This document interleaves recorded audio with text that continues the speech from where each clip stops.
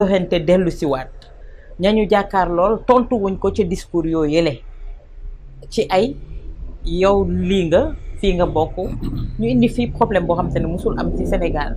ñëpp tey ndaw yi jàpp ne c'est une chance pour le Sénégal ñu koy dem di ko méngaleeg ñoom Mamadou Dia ñoom Cheikh Anta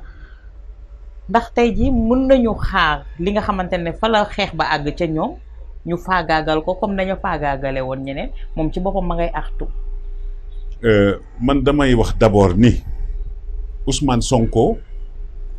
bi ma waxtaanee ci Walfadjri booba ñëpp dañu ni moo tax may wax te yàlla xam na ni ba fii may waxanteeg yow mosuñu gisee maak moom xam naa ko nag te bis bu yàlla dogalee ñu war a gisee daañu gisee man làqatuwuma déedéet sénégalais la jàpp naa ni mi ngi ci droit am na nag lu ñu ko jiiñ dëgg la wala du dëgg kooku du sama domaine domaine u justice la mais foofu maa ngi wax ministre de la justice mu fait def très attention ñu ngi wax ni réew mi justice bi dañ leen di dal nangam bañ a dal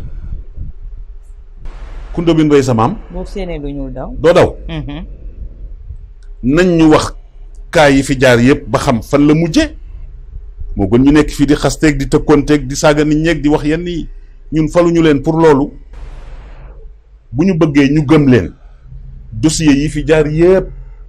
mais président taxaw na fi benn 31 décembre discours am mu ne am na ci dossier yoo xam ne maa ci teg sama loxo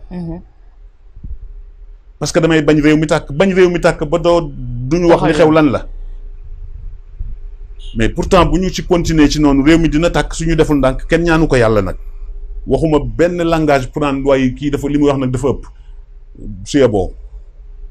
réew mi la ñu am ñun amuñu fu dul Sénégal mais il faut ñu waxante dëgg problème Ousmane Sonko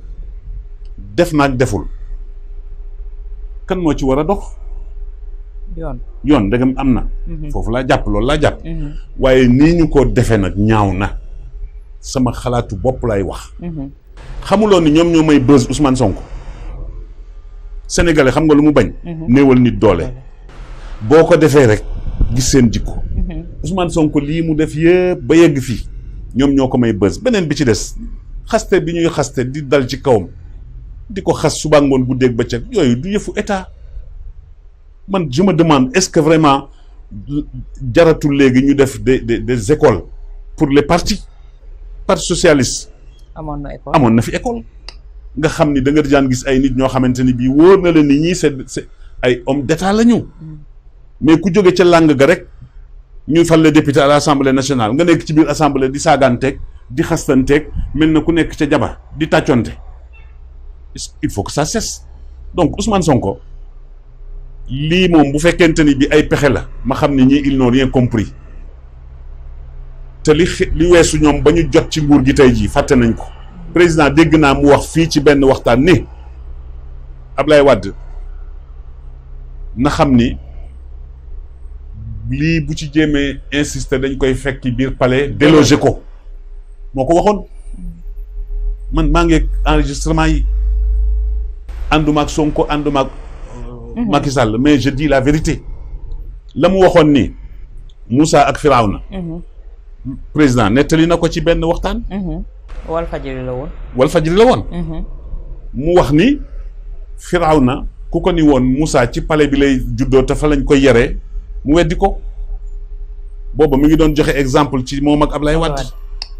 su ma doon moom gis nga affaire Sonko bii na wax gaayam yi lu bare ñoo ko yàqal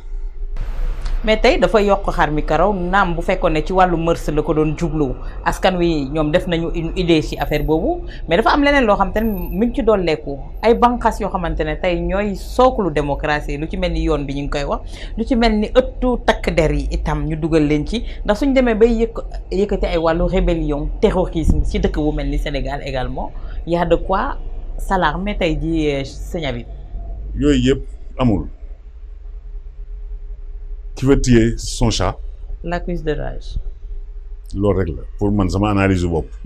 nañ ñu wax rébellion yi kan la ak ñan la nañ leen génneel wan ñu. gis nga réew mi moo toll foo xam ni ñoom ba léegi dañu xamul ni Sénégal bi woon 2012 changé na. il faut ñu am conscience ci loolu.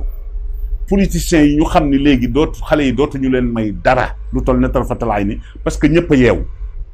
da nga daan xool bu njëkk bu ñu daan dugg ci élection wala campagne électorale li ñu daan génne ci xaalis yépp génne nañu lu toll noonu ci yi passé année résultat yi lu mu doxe lu mu joxe xale yi boo leen joxee xaalis